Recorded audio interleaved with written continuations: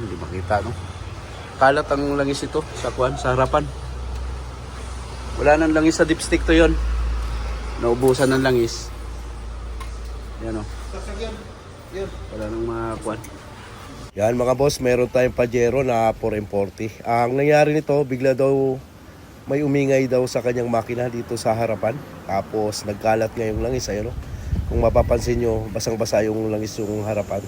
Kaya pinacheck ko kaagad yung dipstick kung may langis pa.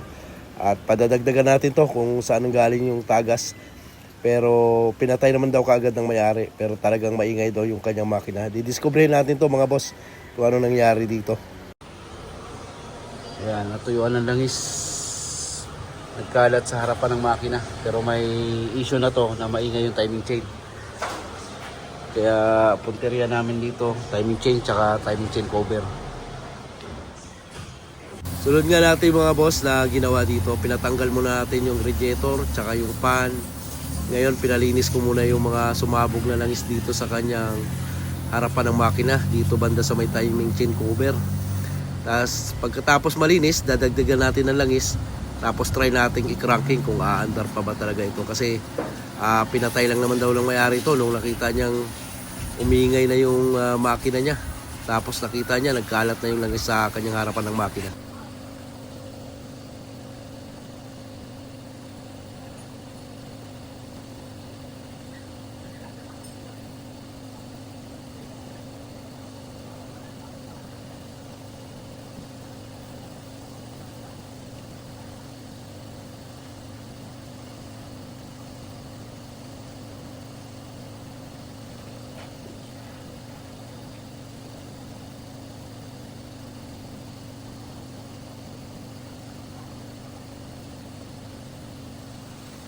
Kabit mo yung battery yon. Kabit mo yung battery. Panda rin natin. Tingnan natin kung saan sisirit yan.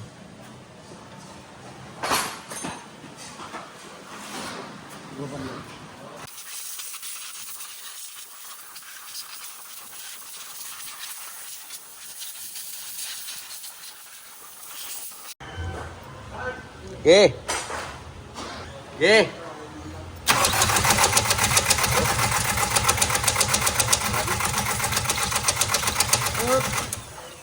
Wala na, laptik na. Putol na yung chain. Putol na yung chain. Ayan o, ayan o, ayan ang langis o. Ayan o. Dumadaloy. Ayan o. Yun yung purpose natin, kaya pinalinis natin mga boss para makita natin kung saan dumadaan yung langis. Doon nga natin nakita sa ilalim ng kanyang tensioner, no? Timing chain tensioner.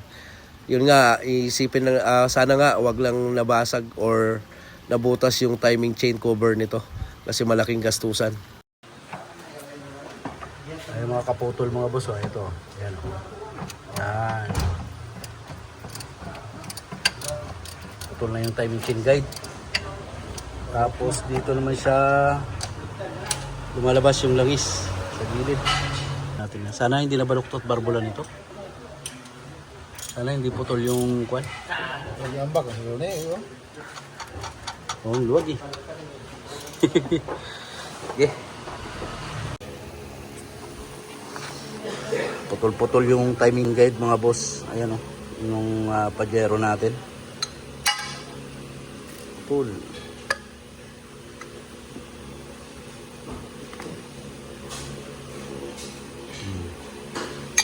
Wasak. Papalitan natin.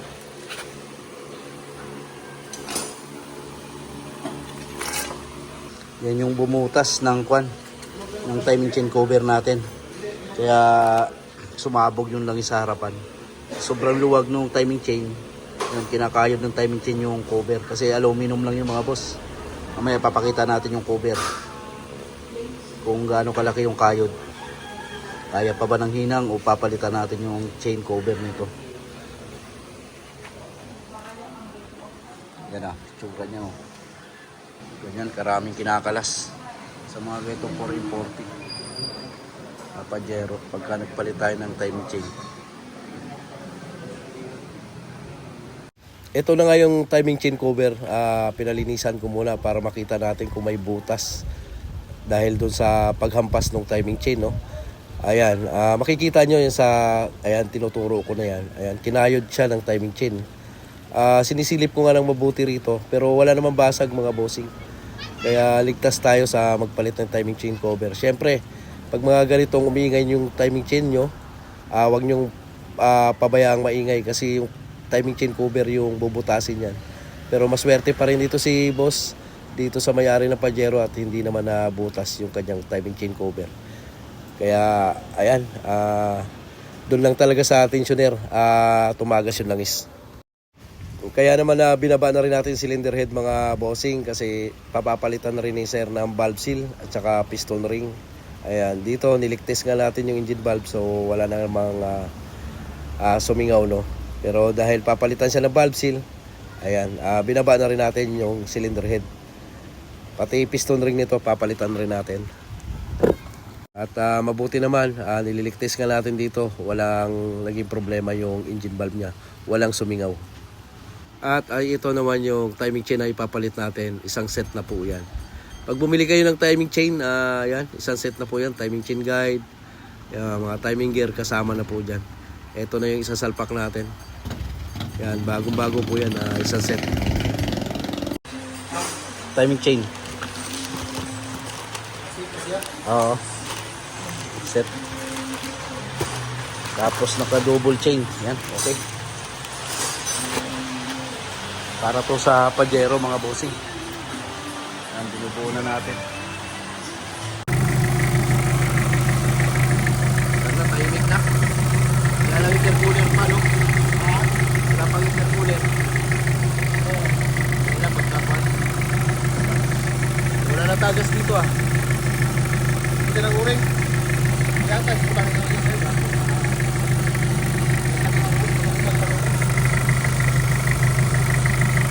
Ayos mga boss. Ito yung nadurog yung timing chain. Timing chain guide. Dito nagpalit na rin tayo ng valve guide, valve seal. Sinabay na rin natin yung piston ring. Nag-oversize tayo kasi sobrang laki po ng alog ng kanyang piston. Wala pa budget si sir para magpa-liner ng panibago o papaisliban sana ng panibago. Kaya yun, walang budget, kaya nag-ano tayo, nag-oversize na lang muna tayo ng piston ring. So nakuha naman. Ito dito, makikita nyo, ayan. Wala naman siyang talsik o usok. So break it lang natin. Ang kinokorek na lang namin dito yung mga tagas-tagas na lang.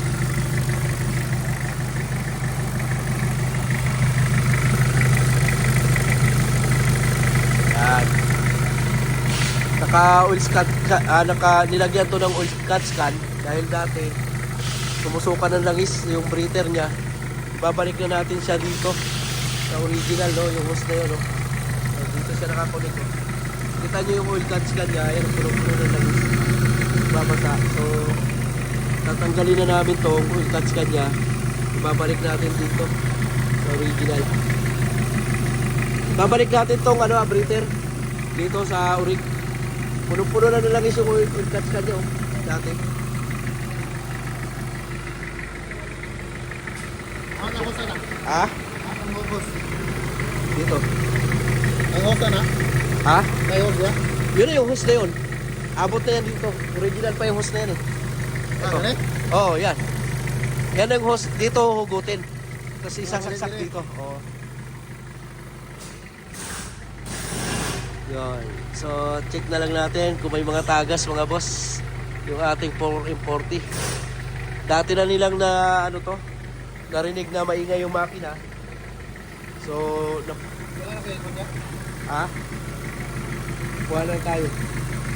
Tapos pinabayaan na maingay hanggang sa tumirik. Sambulat yung langis dyan sa harap niya. Buti hindi na butas yung timing cover. May higop yan. Pahigop pa naman yan.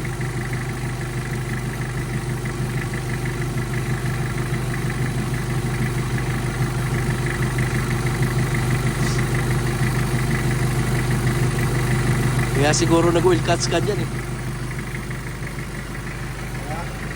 Kaya siguro nag-oil catch can dati kasi maalog yung piston. Sumusuka ng langis, punong-puno na oh. Buhayan natin. Buhayan natin.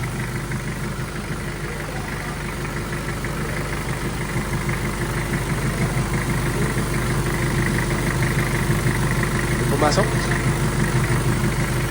Slice. Babalik natin sa original mga boss.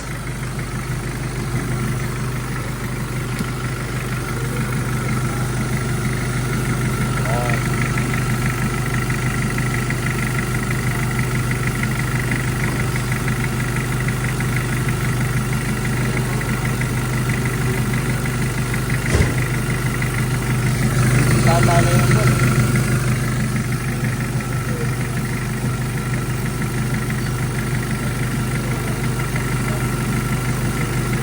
Walang bara? Wala naman. Binarahan ng hose.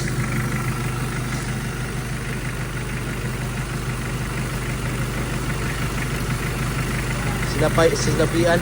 Yan.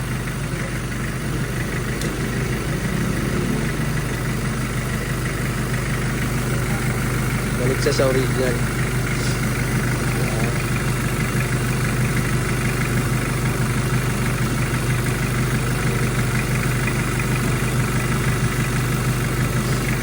Check natin dito kung may talsik.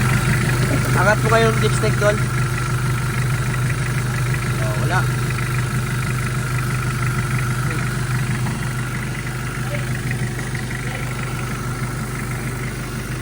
Ugas na. Ano po?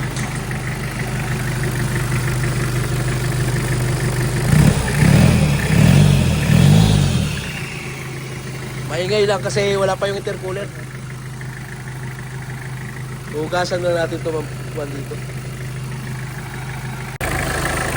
Yan mga bossing. Maandar na yung Pajero natin. Yan o, dating hindi umaandar, tinuwi papunta rito. So ngayon, napaandar na natin. So ang nangyari, nadurog yung timing chain guide. Ayan, tapos nagpalit tayo ng panibagong timing chain guide. Tapos nagpasabay na rin sila ng rito ng piston ring, pina-oversize kasi wala pa silang budget para sa pagpapaliner ng panibago. Pero yung pinaka-offer talaga natin sa kanila ay palitan ng liner tsaka bagong piston ring sana. Kaso wala pang budget. So ginawan muna natin ang paraan na oversize. Kasi sobrang alog na ng piston kasi nito. Palitan rin tayo valve guide, bagong valve seal. Ayan. So, ito yung ginawa natin dito sa Pajero. Right, kaya tahimik na siya mga boss. Kumandar.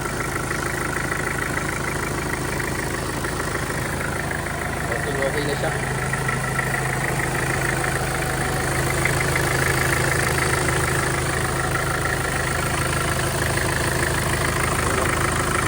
Ganda na ng andar niya. Yes. Yung mga boss, pagka umingay yung inyong mga makina, no, lalo na sa mga timing chain, na alam nyo kumakalansing, huwag nyong baliwalain. Dalhin nyo kagad sa trusted mechanic ninyo para hindi umabot sa pagkatirik.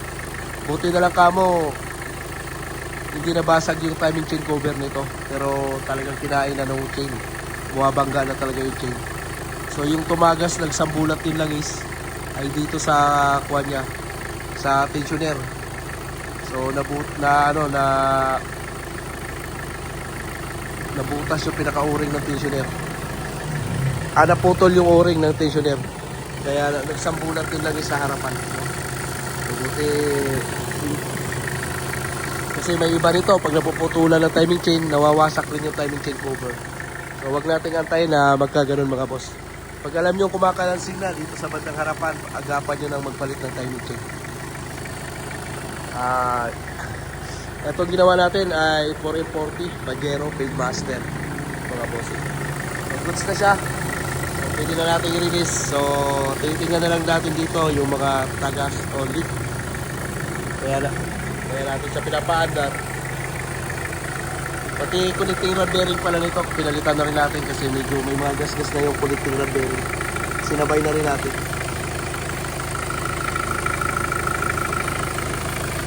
Parang dukot lang nangyari dito mga boss.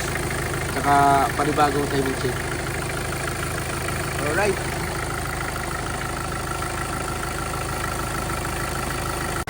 Ngayon naman tingnan natin kung one click siya i-start. Patayin muna natin yung makina. Kahit light siya ngayon, so patayin muna natin mga boss. Ayan. So start. Okay. Goods na goods yung ating Pajero. Alright.